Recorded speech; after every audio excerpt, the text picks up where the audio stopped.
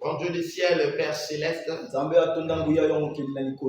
combien nous te sommes infiniment reconnaissants pour ce privilège que tu nous accordes ce matin de venir à cet endroit partager ta parole. Nous voulons te consacrer la première place. Nous te prions d'enlever l'élément humain et que toi-même tu parles à nos cœurs. Nous te consacrons cette réunion au nom de Jésus-Christ, notre Dieu et le Dieu de William Branham. Amen. Amen.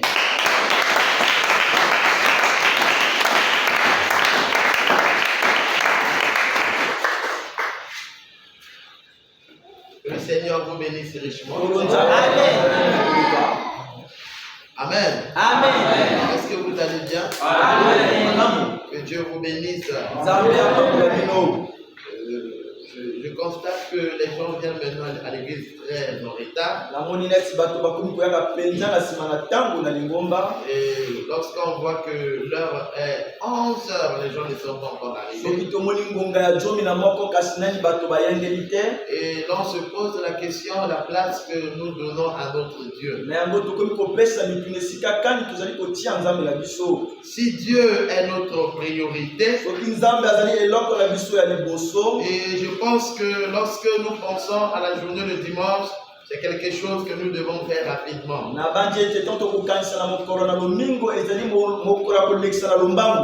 Et donc, nous devons, en tant que chrétiens, prendre les dispositions le samedi. Que ceux qui ont des assiettes à laver, la nourriture à préparer, d'autres dispositions à prendre pour la journée de dimanche. C'est toujours important de pouvoir les prendre le samedi pour que nous puissions venir à l'église à temps. En principe, les portes de l'église s'ouvrent à 10h. Et à 10h30, le culte commence. Et à 11h, le prédicateur monte à la chaire. Regardez-moi, je monte à la chaire à 11h30. Simplement parce que les gens viennent en retard. Et que le conducteur des chants est obligé de les attendre. Je pense qu'en tant que chrétien, nous devons penser à corriger ces choses. Parce que Dieu, c'est l'être principal de notre vie. Amen. Amen. L'électricité dérange un peu, mais cela ne nous empêche pas de prêcher la parole. Amen. Amen. Nous allons nous lever.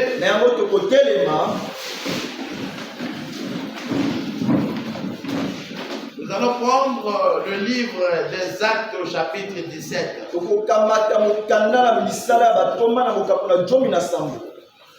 Actes chapitre 17.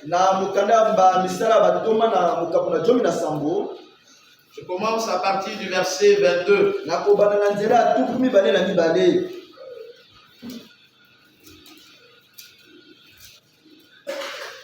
Si vous êtes à la page, je vais lire. Paul, debout au milieu de l'aéropage, dit: Homme athénien, je vous trouve à tout égard extrêmement religieux. Car en parcourant votre ville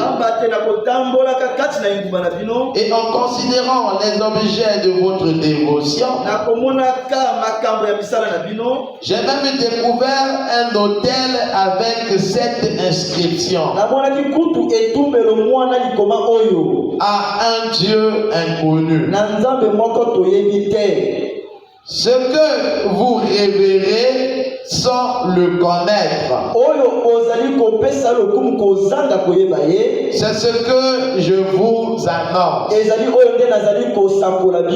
Le Dieu qui a fait le monde et tout ce qui s'y trouve, étant le Seigneur du ciel et de la terre, n'habite point dans des temples faits de main d'homme. Il n'est point servi par les mains humaines, comme s'il avait besoin de quoi que ce soit. Lui qui donne à tous la vie, la respiration et toutes choses. Il a fait que tous les hommes sortis d'un seul sang habitent sur toute la surface de la terre, ayant déterminé la durée des temps et les bornes de leur demeure. Il a voulu qu'il cherche le Seigneur et qu'il s'efforce de le trouver en tâtonnant, bien qu'il ne soit pas loin de chacun de nous. Car en lui, nous avons la vie, le mouvement et l'être. C'est ce qu'ont dit aussi quelques-uns de vos poètes. De lui, nous sommes la race. Ainsi donc, étant la race de Dieu,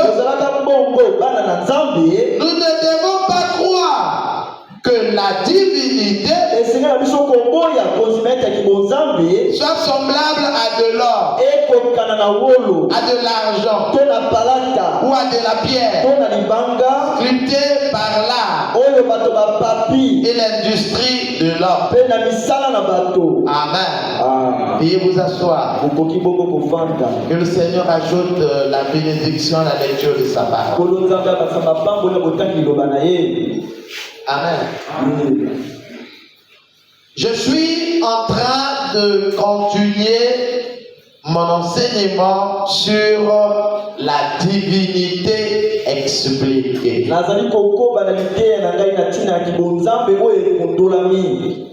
Amen. La divinité expliquée. Nous avons dit avec vous qu'une divinité est un être supranaturel.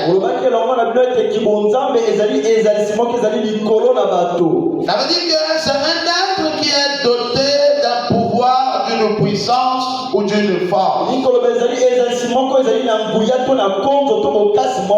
et qui est souvent vénéré par les êtres humains. Et pourquoi la divinité est vénérée? Parce que la divinité est capable de faire quelque chose que l'homme ne peut pas faire. Et ce sujet que j'ai commencé à aborder avec vous, c'est un sujet très très capital. Et je pense même que c'est le socle de la religion. Parce que lorsqu'on parle de la religion, on parle des adorateurs. Et lorsqu'on parle de l'adorateur, on parle d'un être qui est adoré. Et aujourd'hui, dans le monde, il y a beaucoup d'êtres qui sont adorés. Et la Bible dit, le peuple qui connaîtra son Dieu fera des exploits. Il arrive que nous fassons des prières. Mais ces prières-là vont vers des entités que nous ignorons. Donc tu pries, tu crois que tu pries Dieu, alors que tu es en train de prier Satan. C'est pour ça que lorsque nous rentrons dans le canal des adorateurs, nous devrions faire attention à l'être que nous adorons. Il y a des gens qui adorent les totems, ils pensent qu'ils adorent Dieu. Amen. Amen. Amen. Et donc, la question de la divinité, c'est une question primordiale. Sinon, tu vas adorer un démon sans que tu te rendes compte. Et je vous l'avais dit dernièrement, pour bien parler de la divinité, il faudrait que nous repartons dans l'éternité pour voir là où la divinité a commencé. Parce que si nous maîtrisons la Genèse, nous pourrons avoir des éléments qui nous permettront de connaître qui est le vrai Dieu. Aujourd'hui c'est dimanche. Si vous sortez là, vous voyez les gens avec les Bibles. Si vous leur demandez, vous sortez d'où? Je viens de prier Dieu. Mais quel Dieu? Dieu le Père. Est-ce que le Père c'est un nom? Non. Le Père c'est un nom commun de personnes. Et la Bible nous enseigne qu'ils m'adoreront là où j'ai mis mon nom, et je les exaucerai. Ça veut dire que Dieu a un nom. Amen. Amen. Amen. Nous avons lu dans la parole de Dieu, c'est Paul qui arrive à Athènes. Il voit beaucoup d'autels, beaucoup de statuettes et beaucoup de dieux. Et ces dieux-là, c'était des dieux qu'on adorait. Et chacun avait son dieu. Maintenant, Paul arrive, il voit un autel d'un dieu, mais on a écrit à un dieu inconnu. Ça veut dire que malgré qu'ils avaient la connaissance des dieux, mais ils se sont rendus compte qu'il y a d'autres divinités qui les échappent. Et Paul a profité de ça pour leur parler du Seigneur Jésus-Christ. Amen. Et lorsque vous lisez le livre de la Genèse, l'apôtre, comment on appelle, le prophète Moïse, il commence à parler de Dieu au commencement. Mais avant le commencement, Dieu existait. Il était dans l'éternité. Et c'est là que nous avons lu le prophète Branham. Donc, question et réponse sur la Genèse. Au paragraphe 26. Je reviens là-dessus. Il dit, personne n'a jamais vu le Père. Personne ne peut voir Dieu sous une forme corporelle. Parce que Dieu n'est pas sous une forme corporelle. Dieu est un esprit. Amen. Vous savez, nous les humains, lorsque nous voulons voir Dieu, nous voulons le voir dans une forme humaine. Mais Dieu n'est pas dans une forme humaine. Ça, c'est simplement la compréhension humaine. Mais Dieu est un esprit. Lorsque Moïse voulait voir Dieu, dans sa tête, il s'est représenté Dieu dans un corps comme pour lui. Alors Dieu, pour satisfaire Moïse, il a pris un corps qui pouvait aller de pair avec l'imagination de Moïse. Alors il a dit à Moïse, assieds-toi sur le rocher. Pendant que Moïse était assis, il a vu Dieu passer.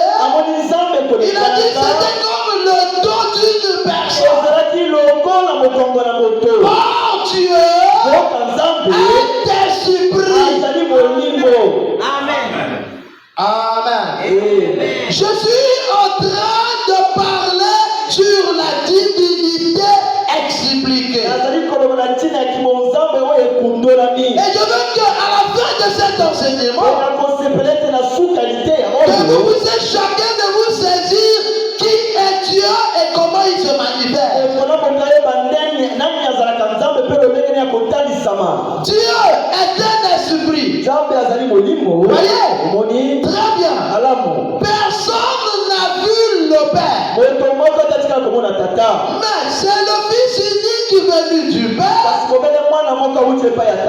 qui l'a fait connaître.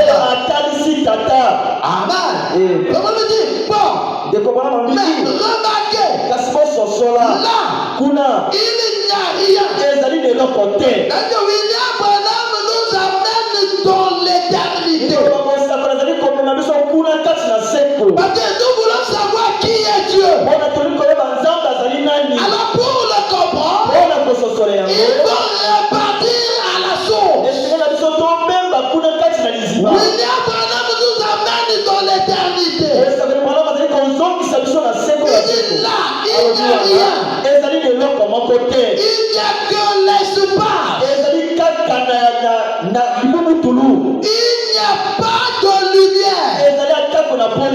Il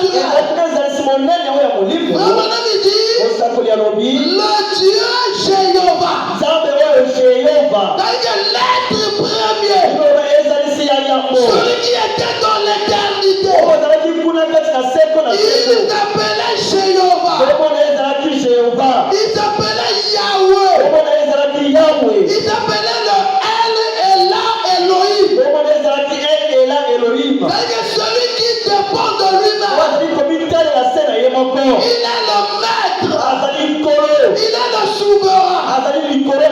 William Branham dit, mais là, se trouve un grand être surnaturel. Le Dieu Jéhovah, qui remplissait tout l'espace, de tout lieu, de tout temps. Il existait depuis toujours. Donc il était toujours là. Il existait depuis toujours. Il a le commencement de la création. C'est Dieu. Amen. Est-ce que vous êtes avec moi? Comment on me dit? On ne voit rien. On n'entend rien.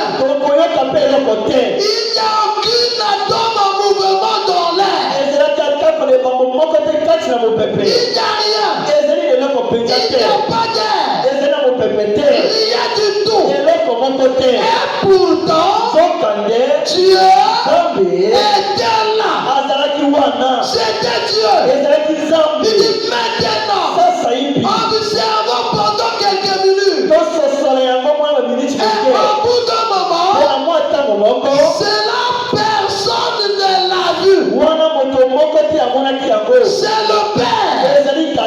C'est Dieu le Père. Maintenant, remarquez. Et puis, au bout d'un moment, je commence à voir une petite lumière sacrée.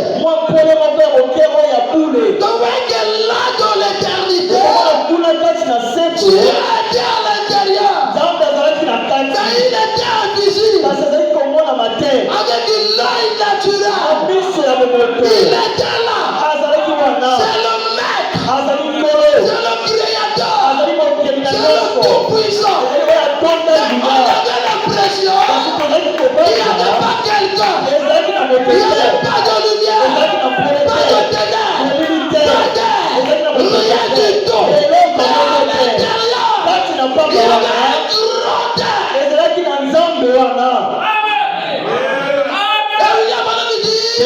Au bout d'un moment, je commence à voir une petite lumière sacrée qui commence à se former. Dans ce grand être-là, William Branham regarde dans l'éternité. Il voit maintenant une lumière, une petite lumière qui commence à se former. William Branham dit, c'est un petit halo ou quelque chose comme ça. On ne peut voir qu'avec les yeux spirituels. Mais regardez maintenant, pendant que nous regardons, toute l'église, nous sommes debout, appuyés sur une balustrade. Nous observons ce que Dieu est en train de faire. Alléluia. Donc, personne n'a vu Dieu. Et ensuite là, c'est que nous commençons à voir grâce à des yeux qui peuvent regarder dans le surnaturel. Nous voyons se former une petite lumière blanche là-bas. Qu'est-ce que c'est? C'est ce qui a été appelé par le temps de la Bible Logos, ou le moi, ou l'onction, ou ce que j'allais dire, la partie de Dieu qui commence à prendre une forme.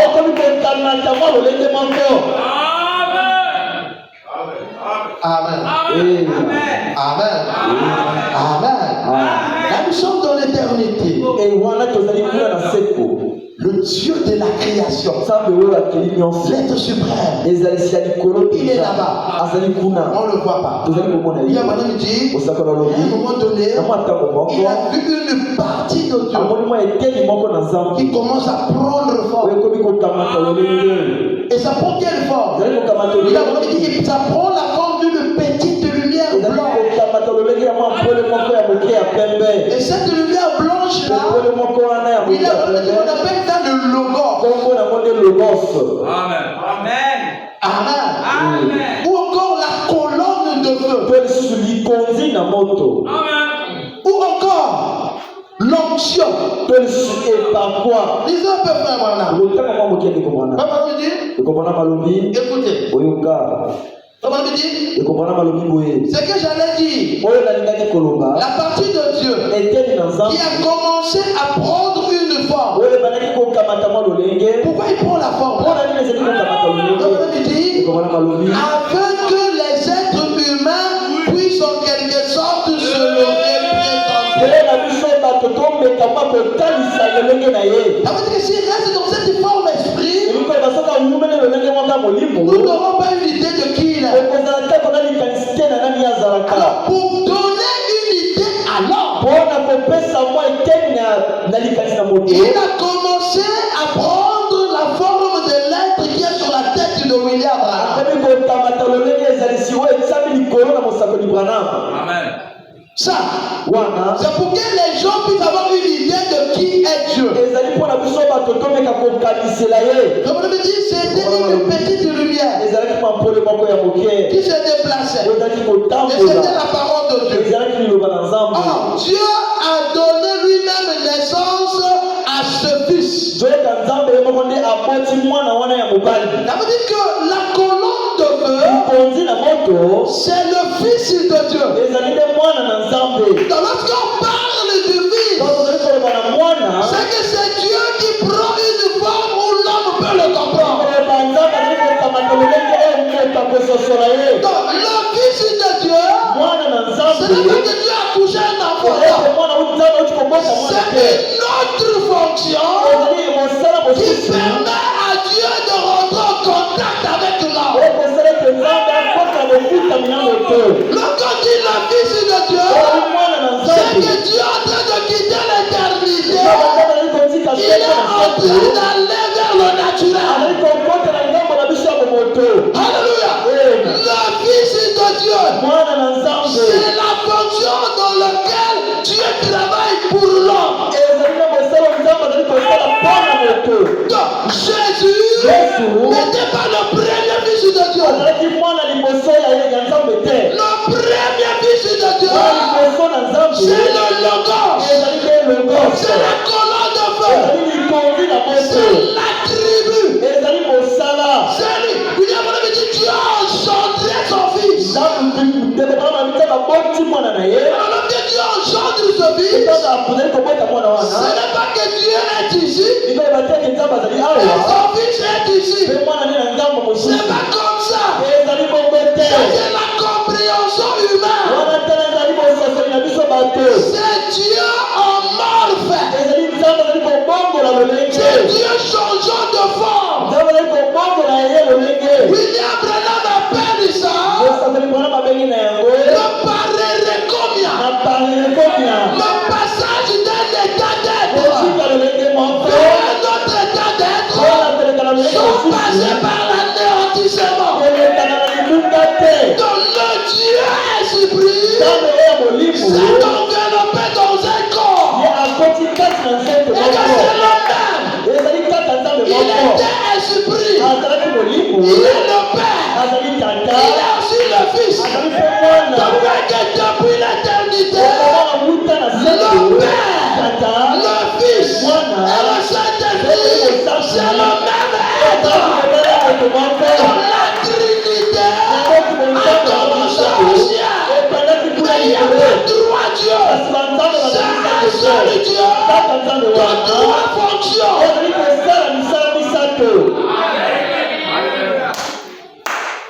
Le Fils de Dieu, c'est celui-là. Oh, je peux vous dire que Jésus n'était pas le Fils de Dieu.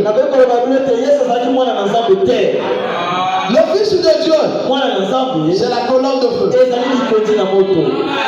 Lorsque la colonne de feu est entrée dans Jésus, on l'appelait fils de Dieu. Mais ce n'était pas le corps. Le fils de Dieu n'est pas juif. Le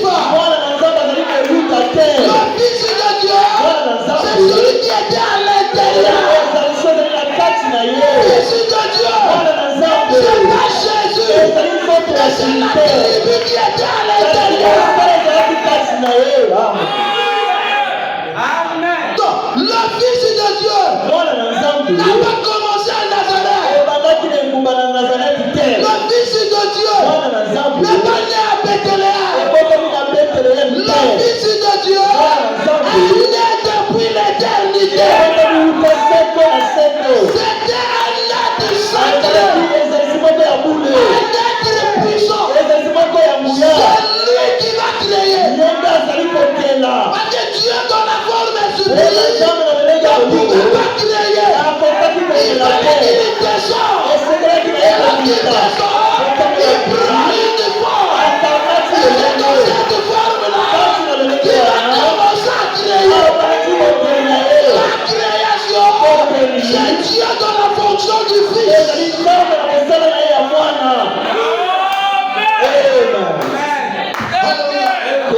Si les gens comprennent ça. Là, nous sommes encore dans l'éternité. Et celui dont je suis en train de parler, celui qui est le vrai Dieu, c'est le maître. C'est lui que nous allons adorer. Pas n'importe quel Dieu. Amen. Amen. Comment on dit? Oh Dieu a donné lui-même naissance à ce fils qui existait avant même qu'il y ait un Adam, ou de l'air pour produire un Adam. Vous voyez, Jésus a dit, glorifie-moi, Père, de la gloire que nous avions avant la fondation du monde. Vous voyez, tout là-bas, donc Jésus n'a pas commencé à Nazareth. Il a dit glorifie-moi de la gloire que nous avons. Lorsque Dieu a dit créons l'homme à notre image et à notre ressemblance, il n'y avait pas deux dieux. C'est la tribu du Père qui parlait à la tribu du Fils. Donc le même Dieu qui parle à lui-même. C'est pour ça qu'il jure aussi par lui-même. Il est le maître, il est le souverain, il est le seul, le Dieu de la création. Et c'est ce Dieu que je sers. Un Dieu puissant, un Dieu merveilleux, un Dieu glorieux.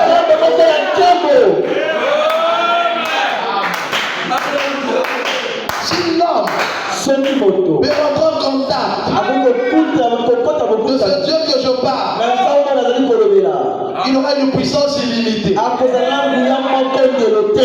ne l'arrêtera. Alléluia. Maintenant, dans Jean chapitre 1, il a dit, au commencement était la parole. Et après, la parole était Dieu. Et la parole a été faite chair. Je vous pose la question. La parole a été faite chair en qui? En qui? La finalité de la parole, c'est qu'elle doit s'incarner. Si la parole ne se fait pas chair, la parole a raté sa mission. Donc, le Dieu dont nous sommes en train de parler là, il faut dire que vous suivez le mouvement de son voyage. Vous savez qu'il quitte les formes sublimes, il descend dans la colonne de feu, il devient la parole. Et à la fin, la parole va se faire chair. Donc, qui quitte l'éternité un autre nom. Et il va tabernacler là-bas sous un autre nom aussi. Notre problème, ce n'est pas le tabernacle. Mais notre problème, c'est de suivre le voyage de ce Dieu-là. Il dit où? Et il va où? Amen. Amen. Elle a été habitée par nous. Écoutez, c'est Dieu qui descend, se dévoiler en devenant un être humain. Maintenant, regardez bien comment il a fait ça. Alors, donc là-bas, quand ce petit halo se forme, bon, nous ne voyons encore rien. Mais c'est uniquement grâce à des yeux surnaturels que nous voyons un halo là-bas. On nous dit c'est ça, c'est le Fils de Dieu. Le Logos. Je peux le voir en train de s'amuser comme un petit enfant devant la porte du Père. Avec toute l'éternité. Voyez. Et voilà que dans son imaginaire, il se met à penser à ce que les choses allaient être. Et je peux l'entendre dire que la lumière soit. Et à ce moment-là, un atome a éclaté. Là, on est déjà dans la création. Un atome a éclaté. Le soleil a commencé à exister. Celui-ci a tournoyé pendant des centaines de millions d'années en formant des fragments solides, en brûlant et en prenant la forme qu'il a aujourd'hui. Il y brûle toujours. Il fusionne toujours des atomes. Amen. Amen. Moi, je veux que vous compreniez un peu. Je ne veux pas que vous priez n'importe quoi. Amen. Regardez que ce Dieu qui est dans l'éternité, dans la forme qu'il était, on ne pouvait pas le voir. Mais lorsqu'il descend et prend la forme de la colonne de feu. La colonne de feu, c'est ce feu-là que vous voyez qui est tombé dans le buisson devant Moïse. Lorsque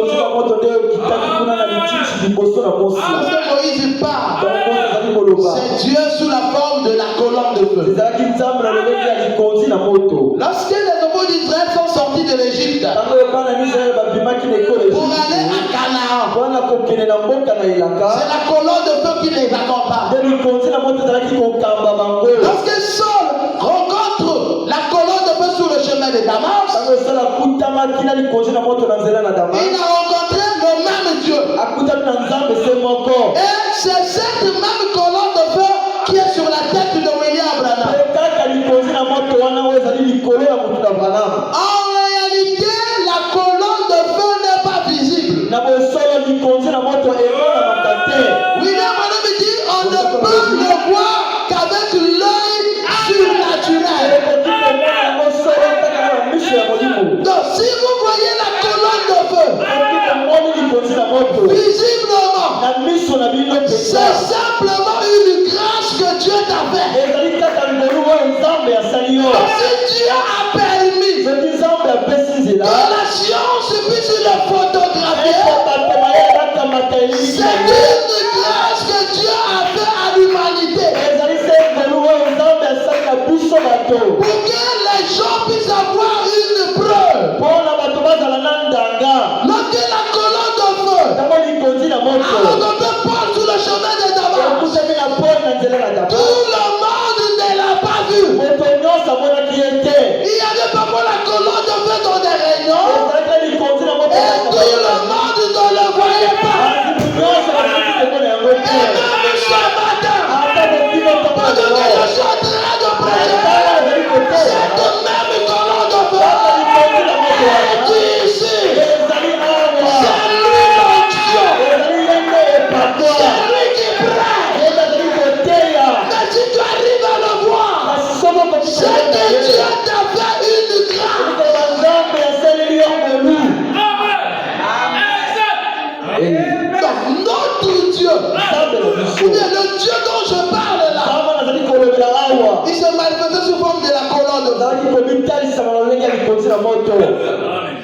Est-ce que vous êtes avec moi?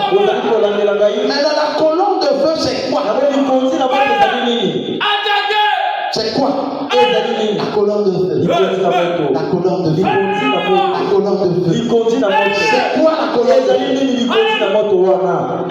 C'est quoi la colonne de feu? Disons William.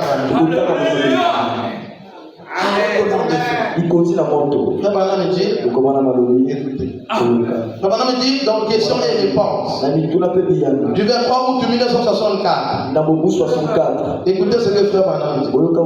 Papa me dit, au paragraphe 107. Papa me dit, cette colonne de feu est le logos qui est sorti de Dieu. Le logos, écoutez, qui est en fait l'attribut de la plénitude de la divinité.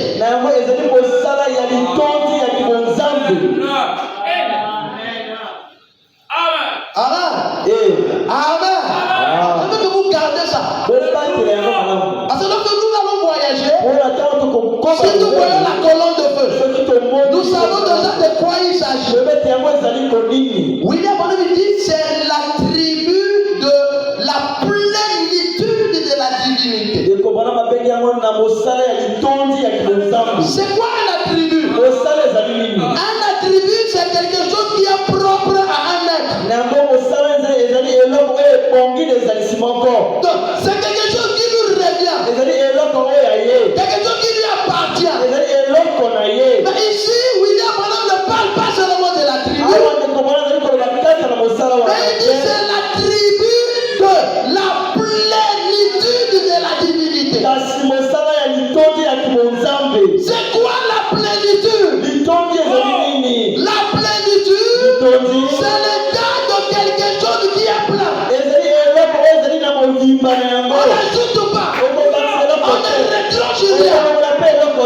C'est la perfection. C'est-à-dire que le Dieu là, sous la forme de la colonne de feu, c'est un être indépendant. Il n'a pas de commencement.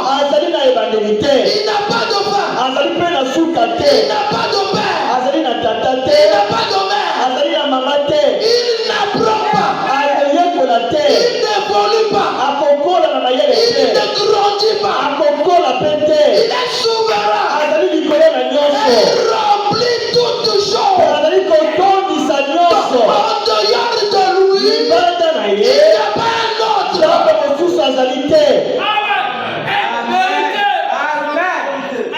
Je vais vous ouvrir une parenthèse. Lorsque vous lisez Colossiens chapitre 2 verset 9, on vous dit que la plénitude de la divinité habita corporellement Jésus.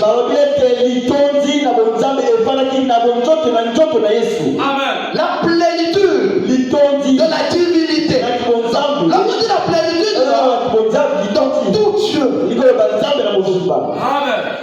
Habitat. On n'a pas dit en esprit. On a dit corps dans la carte à corporellement. Donc on peut dire que la colonne de feu habitait dans le corps de Jésus. Et lorsque cela rentre dans le corps de Jésus, Jésus ne s'est pas explosé. Un être humain peut porter la plénitude de la divinité. Jésus en était le porteur. Donc, lorsque Jésus marchait, il était le Dieu de la création. Donc, celui qui était dans l'éternité, celui qui a engendré la colonne de feu, celui qui a créé, était dans un homme. On va arriver là. Vous allez comprendre que Jésus était une autre dimension. William Branham dit la colonne de feu. C'est la tribu. Et la plénitude de la divinité. C'est quoi la plénitude? C'est la qualité d'une chose qui est absolue. Amen. C'est entière.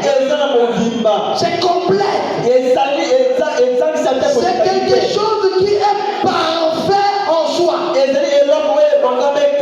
Donc le Dieu dont je parle là, il est parfait en soi. Il est illimité en puissance. Il est la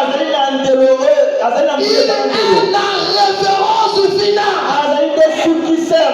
Il est souverain. Amen. Amen. Amen. Il faudrait que vous sachiez le Dieu que vous adorez. Amen. Vous savez ce Dieu-là, là-bas, dans l'éternité, on l'appelle éternel. Alléluia. Amen. Je vais vous aider. Quelqu'un me tourne un peu cette caméra. Je vais vous aider. Remarquez que du point de vue mathématique, ils ont tracé une courbe comme ça. Une droite. Ils mettent ici moins l'infini. Ils mettent ici plus l'infini. Amen. Amen. Pour eux, il y a des valeurs qu'ils ne peuvent pas appréhender.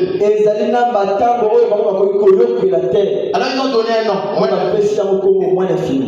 Et ici, ils savent qu'il y a des choses qu'ils ne peuvent pas compter. Ils ont dit plus l'infini. Et ils montrent que quelque part ici il y a un zéro. Et ici on a moins 1, moins 2. Ici on a 1, on a 2, on a 3, ainsi de suite. Ça c'est les mathématiques. Mais ce principe en Dieu, ça ne marche pas. Vous savez pourquoi? Parce que Dieu ne quitte pas de moins l'infini à plus l'infini. Parce que si Dieu quitte de moins l'infini à plus l'infini, c'est comme s'il grandit. Oh, Dieu ne grandit pas. S'il quitte de moins l'infini à plus l'infini, c'est comme s'il s'améliore. Parce que ce qui est moins est petit, ce qui est moins est faible, ce qui est moins est mauvais. Donc c'est comme si Dieu s'améliorait du mauvais au bien. Donc vous voyez que ce principe en Dieu c'est faux. Amen. Parce que lui, il n'a pas de début, il n'a pas de fin. Il n'est pas négatif. Et il n'est pas toujours positif. Donc, vous comprenez qu'en Dieu, ici, c'est plus ou moins l'infini. Ici aussi, c'est plus ou moins l'infini. Ah, mais pasteur, comment Dieu peut être moins? Le principe de la négation en Dieu, c'est pas ce que nous pensons. Parce que lorsque nous pensons à la négation, nous voyons au démon, nous voyons au mal. Or, en Dieu, le principe de la négation et de la positivité, c'est le principe de l'harmonie. C'est le principe de l'équilibre. Et Dieu l'exprime même dans la nature. Quand il y a un soleil, il y a le positif, il y a une lune, il y a le négatif, et les deux créent l'harmonie. Lorsque Dieu crée, il crée un homme et il crée une femme. Les deux forment une seule chose. C'est le principe de l'harmonie. Ouais, que Dieu est un Dieu de miséricorde. Et il est aussi un Dieu de colère.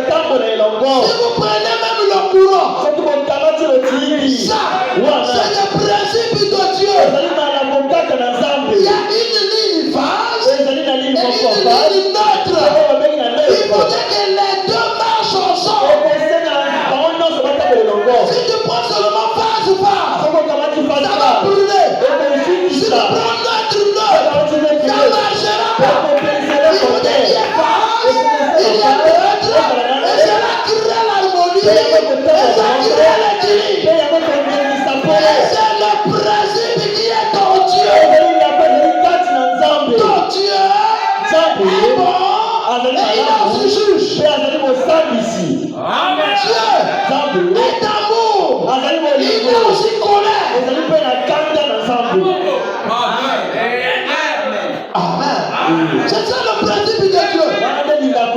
Le moins en Dieu ne représente pas le mal. Regardez que Dieu est le mari de l'église. Et sa femme c'est l'église. Est-ce que ça veut dire que l'église c'est la mauvaise partie? Non. Son église, Dieu n'est pas parfait. Dans la perfection de Dieu, c'est lui avec son épouse.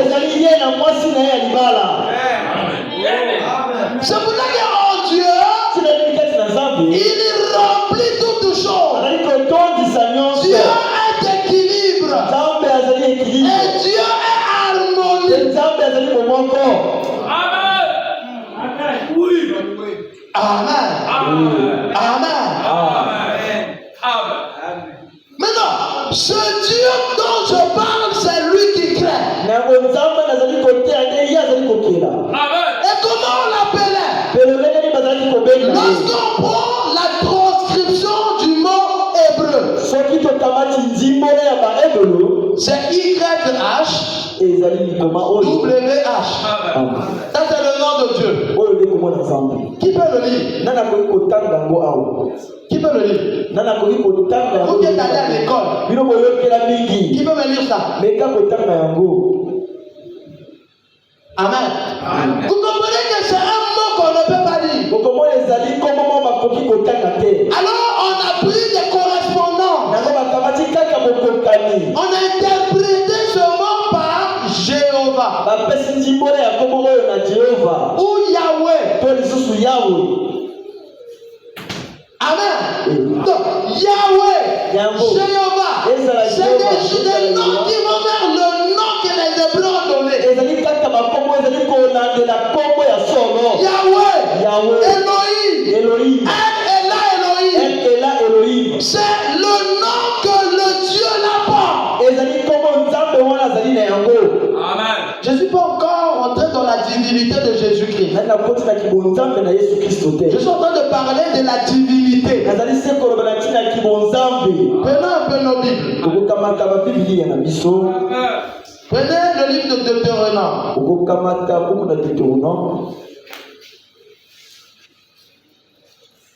Je prends Deutéronome chapitre 6.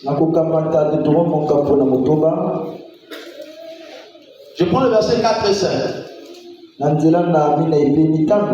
Écoutez. Écoute, Israël. L'Éternel, notre Dieu, est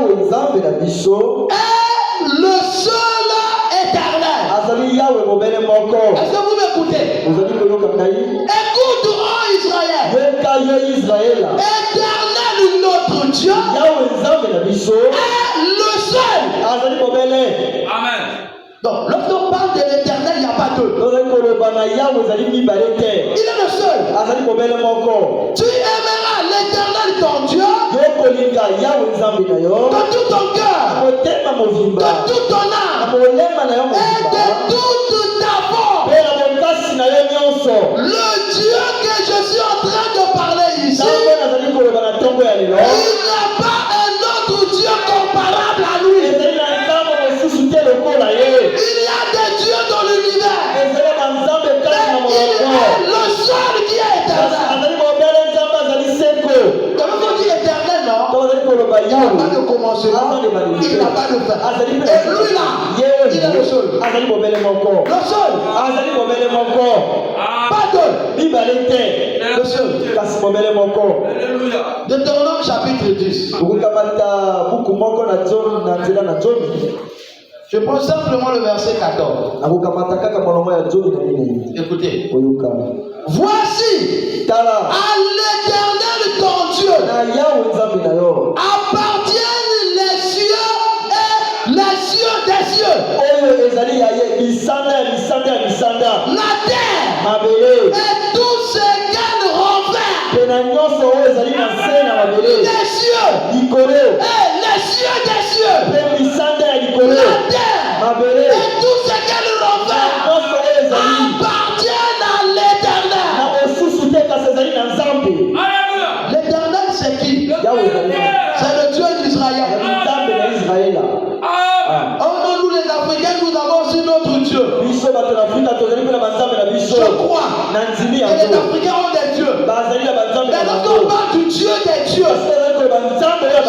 Dieu d'Israël. C'est l'Éternel. Amen. C'est lui qui a fait ses preuves. Oh, les Égyptiens avaient les dieux. Je refuse pas. Mais le Dieu dont je parle, c'est le Dieu d'Israël. Oh, vous avez importé le Dieu des autres. Mais comme il est éternel, moi je veux faire comment? Il s'est levé. Il a dit je suis l'éternel.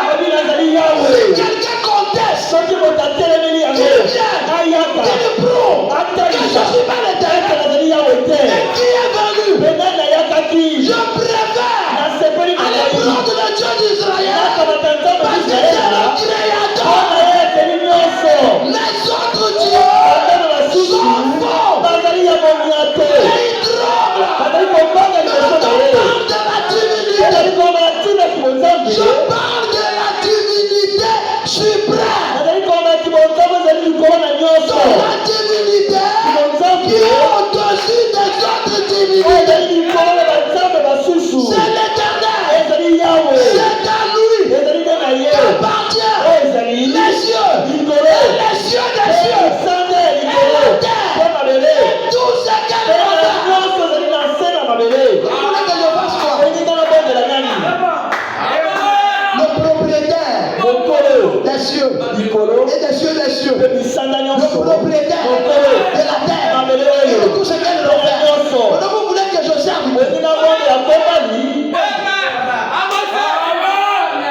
Je sais pas s'il y a un autre Dieu qui peut parler. Si un autre Dieu tente de parler comme ça, il meurt. Parce qu'il va défier l'autorité suprême. Quand l'Éternel parle, tous les autres dieux s'inclinent. Ils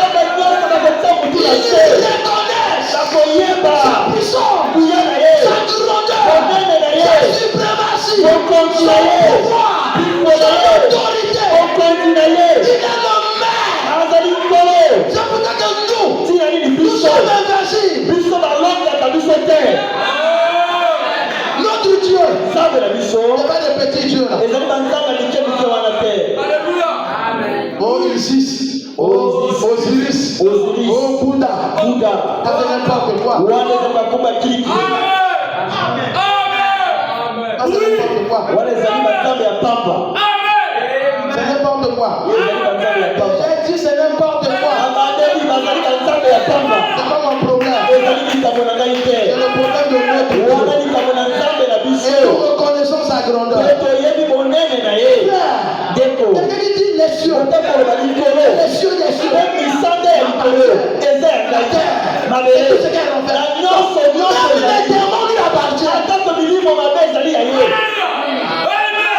Les abîmes, les enfers, les forêts, les jungles, les vallées, les montagnes, les modes, les pléiades, les constellations, les planètes, le soleil. Il y en a. Donc comment il dit que c'est pour lui? C'est que c'est lui le créateur. Et c'est lui que nous avons adoré. C'est lui. C'est pas encore fini. On va encore lire cette déclaration. Et on va comprendre. C'est pas n'importe quel Dieu. Il a fait peur. Lorsque les enfants d'Israël sont sortis de l'Égypte, les peuples avoisinants avaient leur Dieu. Maintenant qu'ils ont tourné le Dieu d'Israël, ils tremblaient. C'est un Dieu qu'on dit regarde la mer. À cause de son peuple, il a la peur. C'est le créateur. C'est le tout-puissant. Le Dieu du pasteur est là. Vous êtes en train de jouer. C'est trop tard.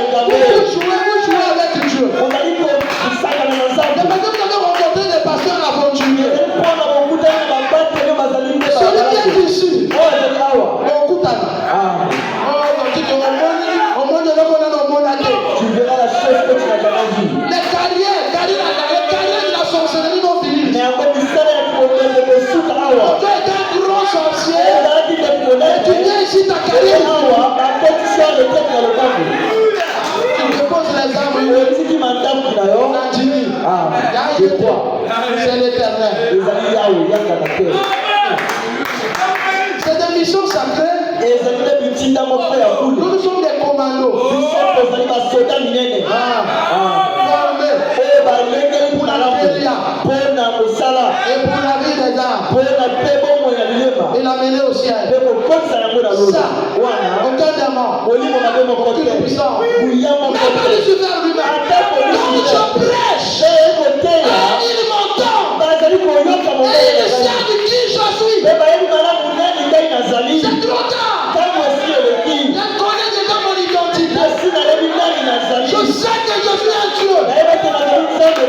Alléluia. Le Dieu d'Abraham. Le Dieu de l'histoire. Le Dieu d'Abraham. C'est le Dieu d'Allah. Ici, il y aura le salut. Ici, il y aura la délivrance. Ici, il y aura la bénédiction. Ici, tout ce que vous aurez besoin, je vous l'accorde. Laissez.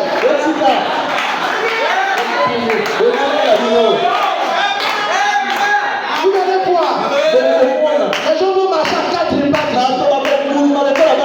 Ils marchent au sol 4 pattes. Ils ont sorti son courant. Le pasteur avait dit, on les fera marcher à 4 pattes.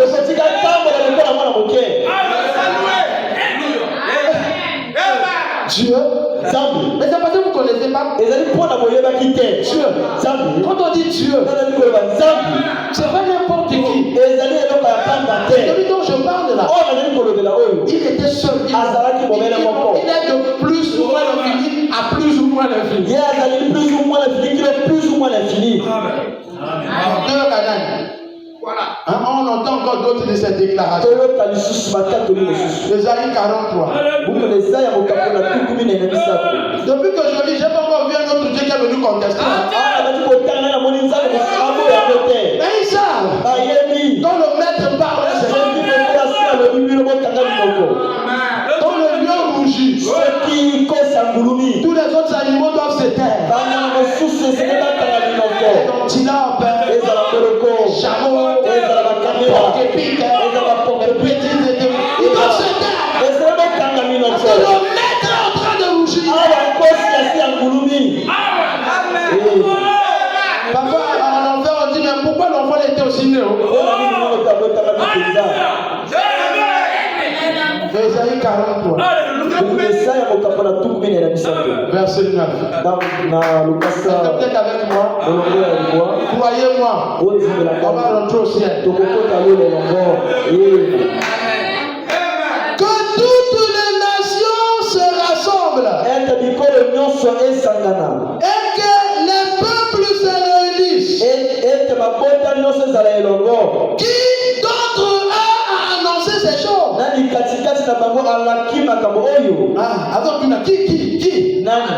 Qui peut prédire l'avenir? Qui peut expliquer comment on a posé les fondements de la terre? Lesquels nous ont fait entendre la première prédiction? Qu'ils produisent leurs témoins établis sur leur droit. Si quelqu'un pense qu'il est Dieu qui vient aussi dire, qu'on écoute et qu'on dise, c'est vrai, qu'il vienne. Vous êtes mes témoins, dit l'Éternel, qui parle ici. L'Éternel, vous et mon serviteur que j'ai choisi, afin que vous le sachiez, que vous me croyez et comprenez que c'est moi. Avant moi, il n'a pas été formé de Dieu. Avant moi,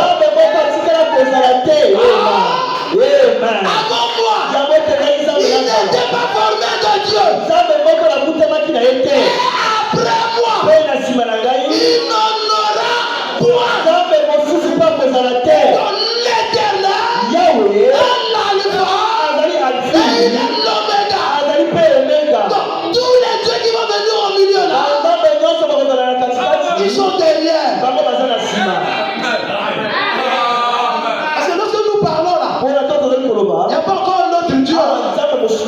Vous n'êtes pas encore né, hein? Et les autres ne sont pas encore nés. Avant moi, point de Dieu. Après moi, il n'en aura pas. Quel Dieu merveilleux. Amen. Écoutez. C'est moi qui suis l'Éternel. Et à part moi, il n'y a point de sauveur.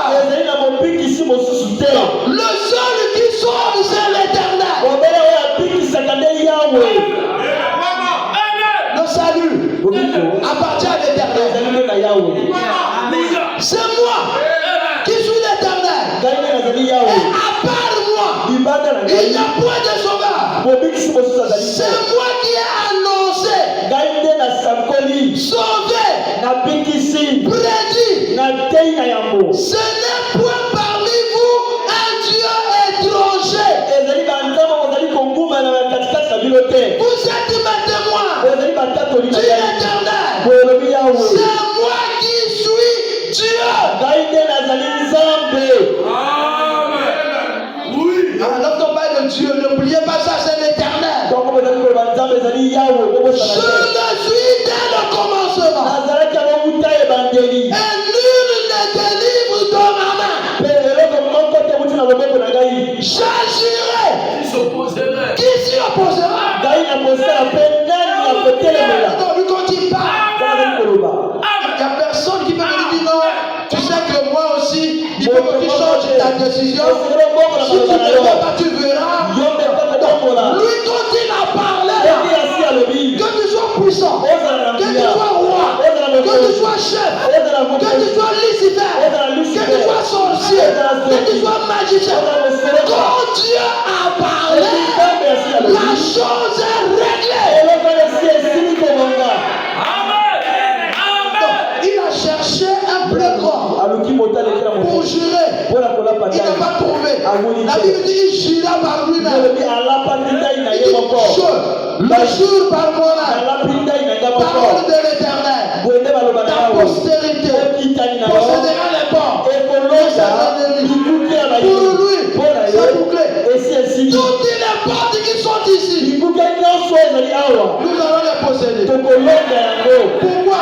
L'Éternel a parlé. On va les posséder. Une à une. Nous allons posséder sa parole. Dieu a parlé. Je la gloire. J'attends la manifestation. Ça viendra. Amen. Ça viendra. Amen. Quand je pars, qui opposera? Non, moi, je suis faire tout ça. Qui va faire le poids? Déjà, tu as été vaincu au ciel. Tu es faible. Si tu étais fort, tu devais vaincre l'autre chose. On t'a précipité vers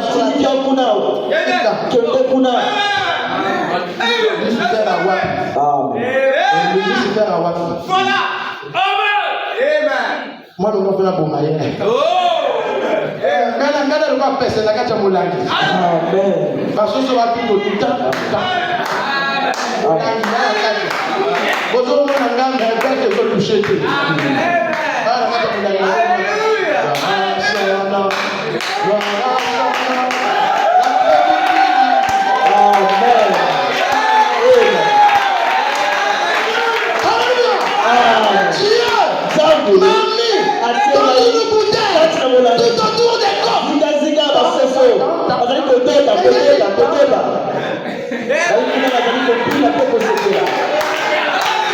Le Dieu de Branham, un Dieu merveilleux,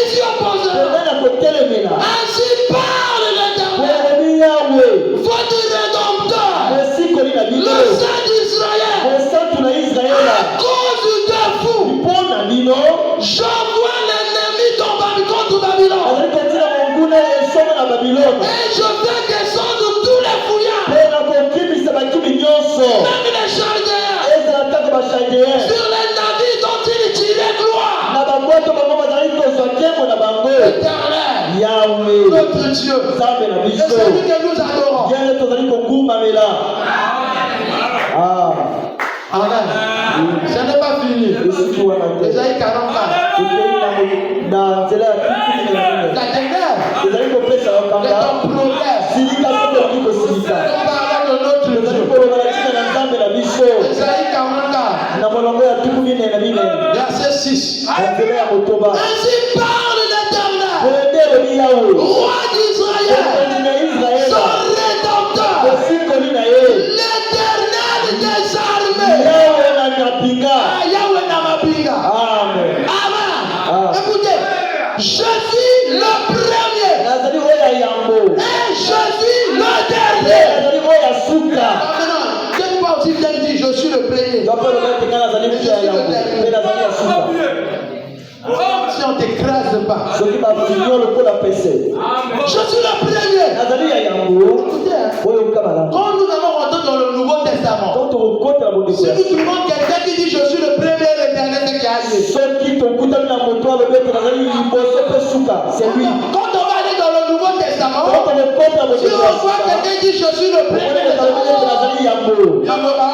Cette parole le langage olobeli là, oyo ça c'est les paroles de l'Éternel. oyo nde maloba yawe alobaki Donc nous, biso on va le suivre tokolanda au ye travers du langage, na nzela na elobeli sa na ye façon de parler. lolenge na ye ya koloba. Alléluia. Je suis le premier, azali oyo ya je yambo suis le mpe dernier. ya suka Et hors de moi, mpe libanda na ngai il n'y a point de Dieu nzambe mosusu azali te. qui nani a comme moi fait des prédictions, lokola ngai asakoli qui le déclare ye atalisa et me yango le prouve. mpe apesa ndimisa na yango. Amen. Depuis que j'ai fondé le peuple ancien, uta ete ngai nasali libota ya kala qu'il annonce l'avenir oyo bazali kolaka na makambo ekoyaka et ce qui doit mpe arriver. makambo esengeli ekoma. N'ayez pas peur obanga te et ne tremblez pas. obanga te. Ne t'ai-je pas ngai nalobaki te dès longtemps annoncé et déclaré? uta kala kolakanaka mpe kotaka Vous êtes mes témoins. ezali matatoli na ngai. Y a-t-il un autre Dieu que moi? ezali na nzambe mosusu libanda na ngai. Il n'y a pas d'autre rocher. libanga mosusu ezali te. Je ne connais point nayebi te ceux qui fabriquent des idoles. bazali kosala bikeko Les dons ne sont tous pas validés nyonso ezali ya pamba te et leurs plus belles œuvres ne servent à rien. mpe misala na bango kitoko wana ezali se pamba Elles ne témoignent elles-mêmes. ezali kotatola se mpo na bango Elles moko n'ont ni la vue, ezala takola miso te ni l'intelligence, ezala takola mayele afin te qu'ils soient dans la confusion. ete bazoma kati na Dans libunga. les autres dieux sont faux. banzambe basusu baza lokuta Ils ont des yeux mais ils ne voient pas. Ils ont des oreilles mais ils n'entendent pas. bayokaka te Ils ont des bouches mais ils ne parlent na pas. baloba kasi baza bapapa Mais l'Éternel, kasi yawe il voit, amonaka il entend, ayokaka il parle, alobaka il agit, asalaka il est présent, ye et azali il est puissant. aza na nguya L'Éternel, yawe c'est le Dieu de la création. nzambe mokeli na nyonso. Esaïe 45, je vais Tokei lire. na mokapo ya 15 na kosukisa awa Esaïe 45. Je m'arrête là. akosukisa awa Verset 5.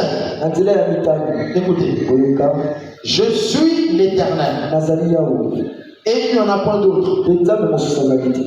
Est-ce que vous croyez même ces choses? ezali kondima na yango Je suis l'Éternel. ngai nazali yawe Il n'y en a point d'autre qui soit aussi éternel. yawe mosusu azali te lokola ngai. Donc il est le créateur. azali mokeli Les autres sont des créatures. basusu bazali nde bekelamu. Amen. Amen. Je suis l'Éternel nazali yawe et il n'y en a point d'autre. mpe mosusu azali te. À part moi, libanda na il ngai n'y a point de Dieu. nzambe mosusu azali te. J'étais saint avant que tu me connaisses. ngai nazalaki na yo kati na loketo na ngai yango ete oyeba ngai. C'est afin que l'on sache du soleil levant au soleil couchant po ete biso toyebaka na etelemi mpe elaloli na moi qu'à part moi, ete libanda na il ngai n'y a point de Dieu. nzambe mosusu azali te. Je suis l'Éternel azali yawe et il n'y en a point d'autre. que je crée les ténèbres. Je donne la prospérité. Et je crée l'adversité. Moi, l'Éternel, je fais toutes ces choses. Que les cieux répandent d'en haut. Et que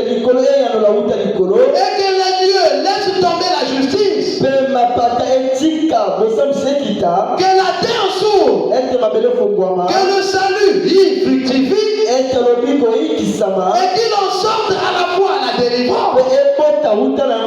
Moi, l'Éternel, je crée ces choses. Malheur à qui conteste avec son Créateur. Qui va contester? Vase parmi les vases de terre. Argile. L'argile dit-elle à celui qui l'a façonné. Que fais-tu? Et l'œuvre dit-elle à l'ouvrier. Tu n'as point de main. Malheur à qui dit à son père, pourquoi m'as-tu engendré? Et à sa mère, pourquoi m'as-tu enfanté? Ainsi parle l'Éternel, le Saint d'Israël et son Créateur. Veut-on me cautionner sur l'avenir? Me donner des ordres sur les enfants et sur l'œuvre de ma main? C'est moi qui ai fait la terre. Qui a fait la terre? C'est l'Éternel. C'est moi qui ai fait la terre. Et qui sur elle a créé l'homme? C'est moi. Ce sont mes mains qui ont déployé les cieux. C'est moi qui ai disposé toute leur armée. C'est moi qui ai suscité Cyrus contre ma justice. Et j'aplanirai toutes ses voies. Il rebâtira ma vie. Et libérera mes captifs. Sans rançon, ni plaisant, ni l'éternel des armées.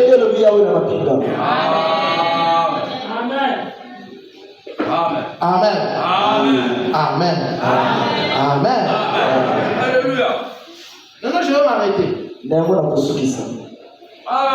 Qui est le Créateur?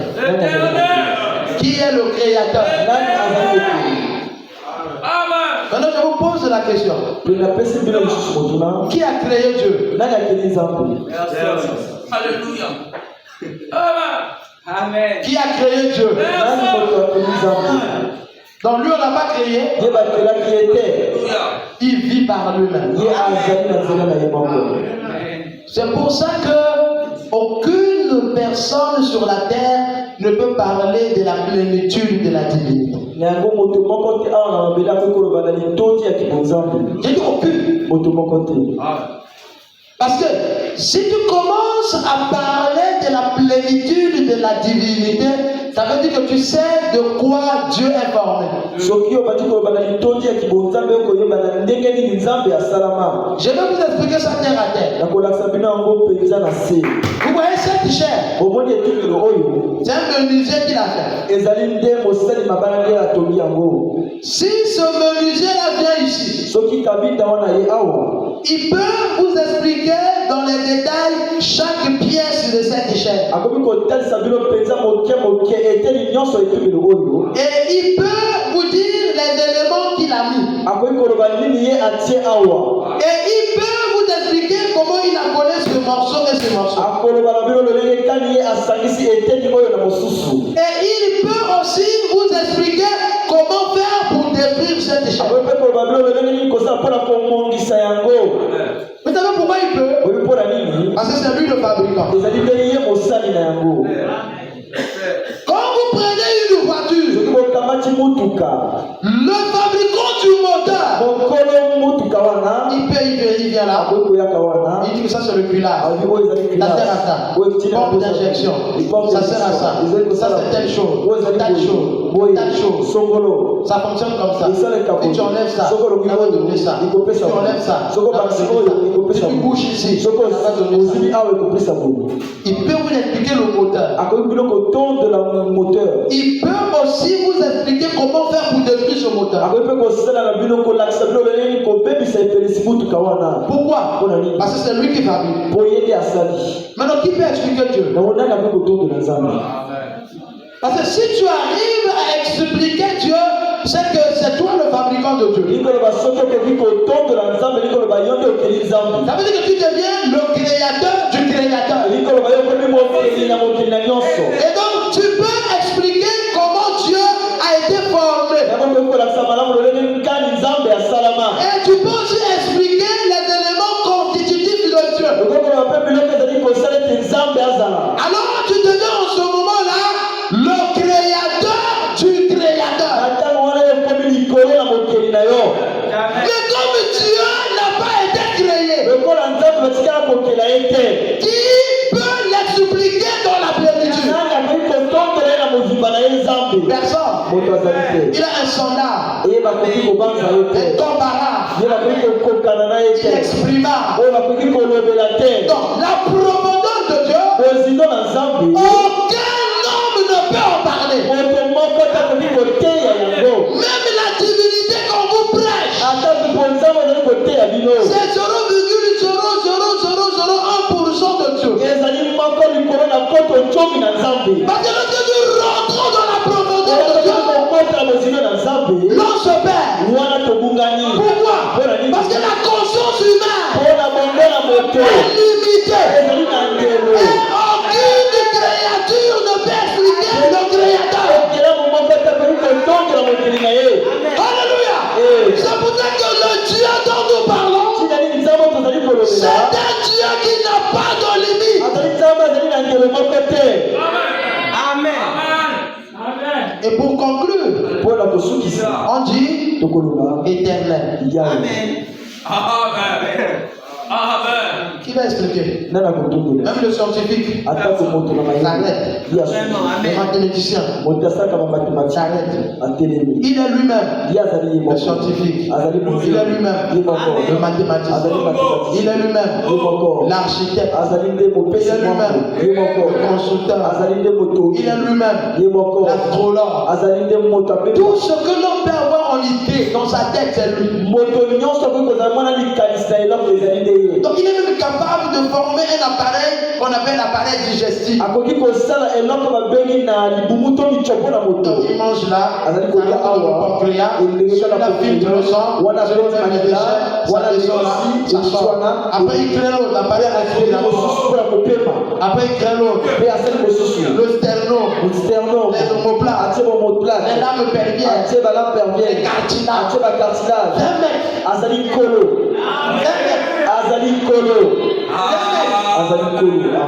Il met quelque chose dans la tête avec les cheveux poussent. Les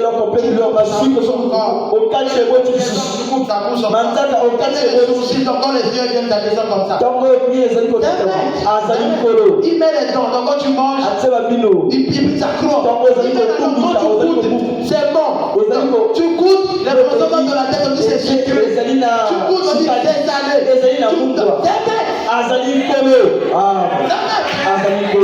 Qui peut le garder? Qui peut même l'expliquer? On ne peut pas. C'est Dieu. Quand on y pense, on adore. Il a mis des mécanismes, il a pensé, il dit si je laisse comme ça tout le temps, il va se fatiguer. Je vais laisser que quand les ténèbres viennent, qu'ils veulent pas, le sommeil va l'emporter. Il met quelque chose quand tu marches, il y a un peu d'argent. C'est lui qui a créé. On ne peut pas. Sinon, on commence à rentrer dans la création et les dieux. On ne pourra pas. Même dans la création. Les fourmis qui partent ensemble, ils prennent la nourriture. Qui leur a dit? Comment ils se communiquent? Qu'est-ce qui se passe? Jamais. Oui, que la saison sèche est en train d'arriver. Là, on réfléchit. Si la saison sèche frappe là, je dis de mourir. Il prend la terre. Il a lancé le rachis. Il attend que la saison sèche passe. Quand le temps déjà passé, la terre me demande d'abord. Comment là vous faites pour réfléchir?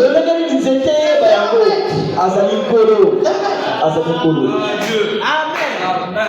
En réalité, nous autres, lorsqu'on se réveille le matin, la première chose, notre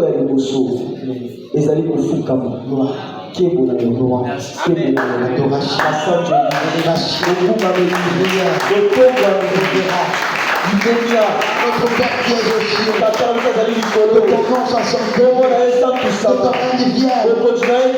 Un Dieu merveilleux. Vous pensez que si on n'avait pas Dieu en plage encore, vous jouez avec le diable. Amen. L'éternel, c'est Dieu. Et l'éternel, c'est le Dieu d'Israël. C'est lui qui est le créateur des cieux et de la terre. C'est lui. Amen. Que le Seigneur.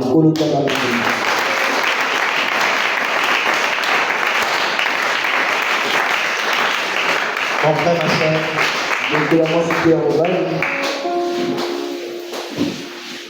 alors que nous sommes à la fin de notre réunion,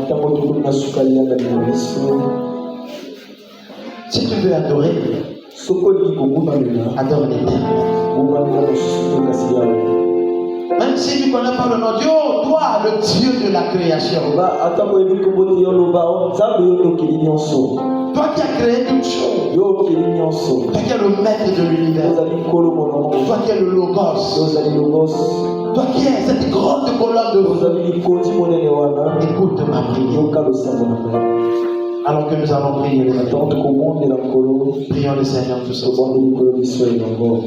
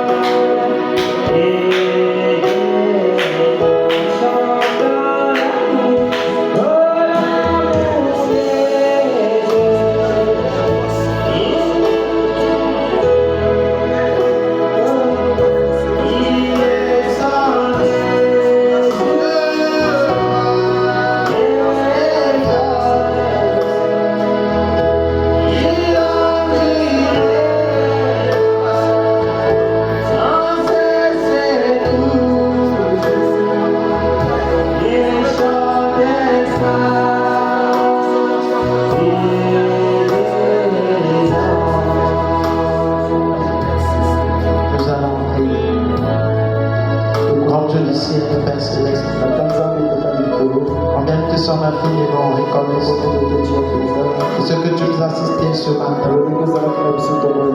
Bénis cette église, rentre avec chacun de nous et bénis